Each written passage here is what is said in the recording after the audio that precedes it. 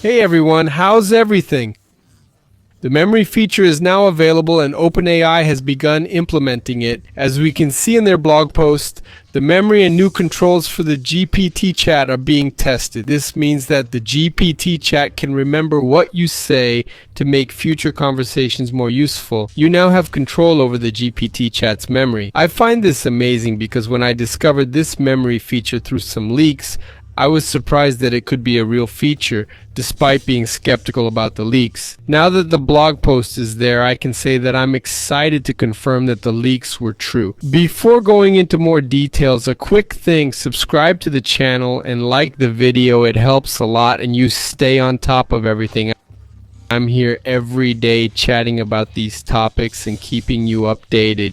Your likes and subscriptions help this project grow, and the bigger it gets, the more cool videos I can bring you. Got it? Thank you so much for subscribing and liking. Continuing. So what does this mean for us now that this functionality is available? Who will be able to use it? Is it available for everyone yet? Is there going to be any customization? There's a lot of information to explore, so let's start with the main thing. You're in control. One of the first parts of the blog says that you are in control. We're testing memory with ChatGPT, remembering things you discuss in every conversation, which saves you from having to repeat information and makes future conversations more useful. You can explicitly tell it to remember something, ask it what it remembers, and tell it to forget, either by chatting or through settings. You can also turn it off entirely. We're rolling this out to a small portion of ChatGPT Plus users this week to see how useful it is, and we'll share plans for a broader rollout soon. Basically, you can tell it to remember something, ask it what it remembers, and of course wipe everything. What's interesting here is how this works. As you chat with ChatGPT, you can ask it to remember something specific or let it collect the details on its own. ChatGPT's memory will improve the more you use it, and you'll start noticing improvements over time. They gave some pretty cool examples.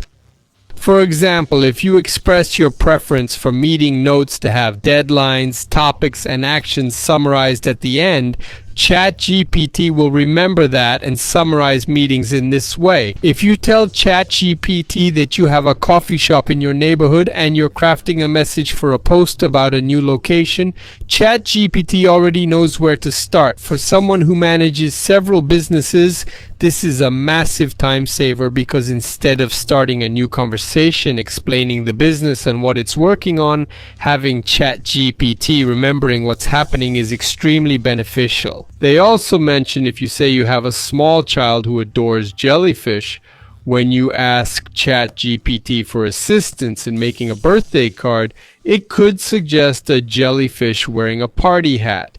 And it remembers that you have 25 students and prefer 15-minute lessons with after-class activities. I think this is going to elevate GPT and ChatGPT to the next stage, something we've been anticipating for time. If you want to activate or deactivate this feature, that is also possible. Simply go to your account, click on Settings, and you will see the memory function. It's as simple as clicking the turn on or off button. I'm unsure why anyone would turn it off, but privacy concerns may exist. They stated they can utilize the content you provide to ChatGPT, including memories, to enhance our models for everyone. If you prefer, you can deactivate this through data control. As always, we don't train content from ChatGPT team customers and corporate clients. Essentially, what's being said is that if you're utilizing this for personal attributes, they're likely going to utilize the memories and content such as ChatGPT to better their models. This is because when ChatGPT provides an answer, they aim to verify if the response was adequate and how it can be boosted. However, they won't use material from ChatGPT teams and corporations as they collaborate with businesses, and the confidential data of these companies must remain strictly private due to multiple laws. So one thing you need to be aware of is that you have the option to disable this in data settings. For those who put high importance on privacy, this is an aspect you can regulate. Now, about fleeting conversations, it's essentially akin to a Google Incognito tab. If you desire to have a conversation that you won't recall, just to post a quick query, you can utilize the temporary chat. This chat won't be seen in the history. For safety reasons, we might retain a copy for up to a month. I think that's good because sometimes you just want to ask a quick question. For those who use ChatGPT daily, you know that on the left side there are so many different conversations that it can get confusing to filter through them all. So having the option of temporary chat is great. If you have one-off questions that aren't going to be part of a broader discussion, you can use this feature to ask those quick questions that won't be important over time. I'm really glad they added this functionality. It was something quite necessary.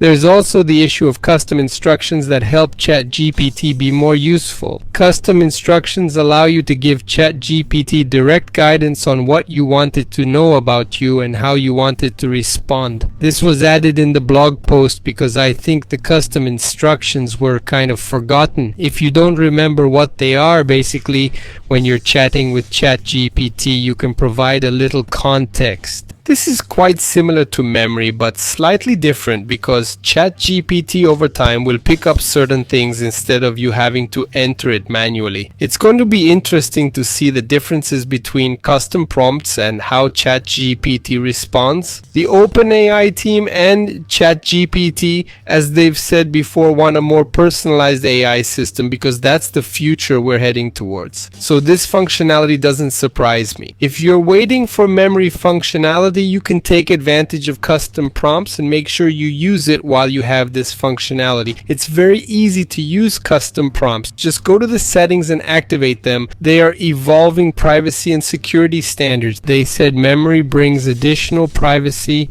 and security considerations like what kind of information should be remembered and how it's used. They're taking steps to assess and mitigate biases and prevent ChatGPT from proactively remembering sensitive information like your health details unless you explicitly ask them to. It's going to be interesting to see how ChatGPT chooses what it's going to remember and what it's going to forget. There are a lot of different things it could remember or forget, but they said one of the things they don't want it to remember is sensitive information like details of your health. I want to highlight one important thing. Avoid entering sensitive information into ChatGPT. OpenAI has mentioned several times that this system is constantly being trained to improve the model. This means that occasionally some conversations may be reviewed by people. So it's not prudent to put in sensitive information because there's always the chance that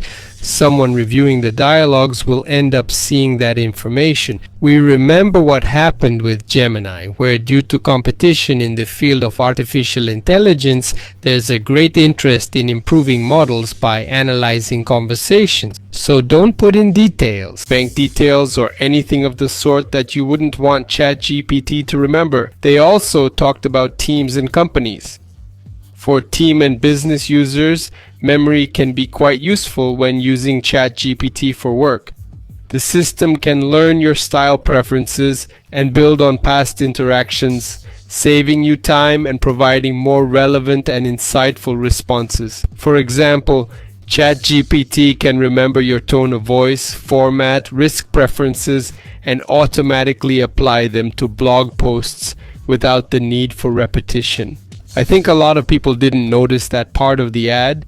They say that when programming, you can tell ChatGPT your programming language and frameworks, and it will remember these preferences for subsequent tasks, simplifying processes. I'm curious to see if this actually works. They also mentioned that for monthly business reviews, you can securely upload your data to ChatGPT and it will create the preferred charts with 3 main points. They also informed that memories and any information in their workspace are excluded from the training of the models. Users control how their memories are stored and used in conversations, and business account owners can turn off memory for their organization at any time. This is great for those who work in a team and want efficiency without having to guide each team member on how to format the work. Additionally, GPTs will also have their own distinct memories, and developers will be able to enable memory for their GPTs.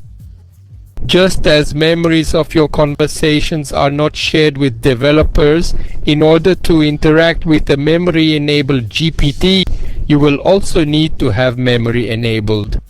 For instance, Book GPT, which aids in finding your next read with enabled memory, will remember your preferences like your favorite genres and personalize recommendations without the need for repeated inputs. Best of all, the memories are not shared with developers, which would be a major privacy issue. I'm really pleased that we have memory functionality in GPTs, because this implies that with each new conversation with GPT, it will recall our previous interactions, which is very convenient, especially if you're trying to save time and find quick solutions to problems. Got ideas? Any questions or thoughts?